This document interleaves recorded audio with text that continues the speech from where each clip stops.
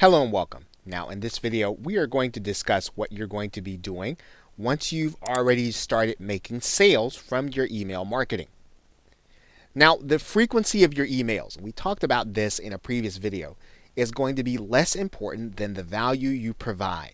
So making sure that even when you send an offer, you should be thinking about the people who are going to be on your subscriber list. You want to make sure that they are getting the ultimate value from being one of your subscribers, so that when you show them an offer, you're really showing them something that's really going to benefit them based on what you know about them. And then you might feel as if, well, am I sending too many affiliate offers? Am I sending too many marketing emails? This is going to be less important than you really having the best interest of your buyers in mind. So some weeks, if your buyers really benefit from 2 or 3 offers, then you might want to consider sending them to them.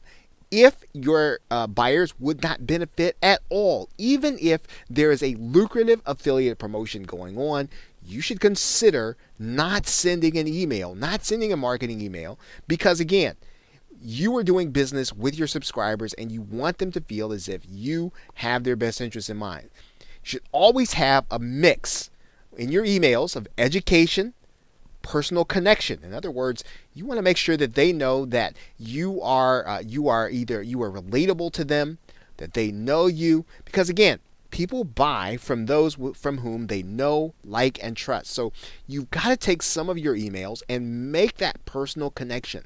Let them know you a little bit. Let them know who you are as a marketer and an entrepreneur. Let them know who you are as your journey in internet marketing has begun. So you want to make sure that you're connecting. So consider making sure you've got a mix of education, personal connection, and marketing, making sure that they like you as they go through their email.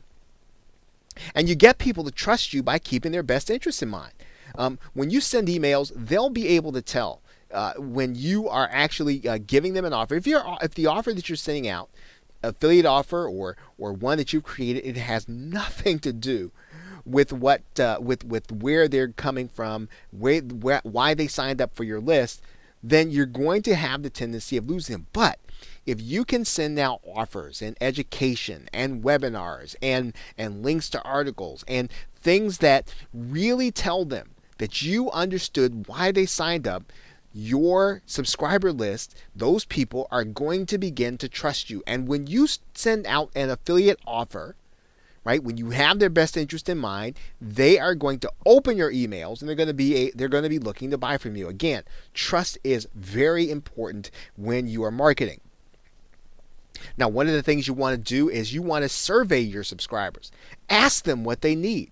Send them to a survey, or just ask them to email you back if your list is small enough. Let them tell you what it is that they could really benefit by, something that they don't know, something they're really struggling with. Because this is the best way to create and find affiliate offers, is to find out what your subscriber list really, truly wants and feels as if they need.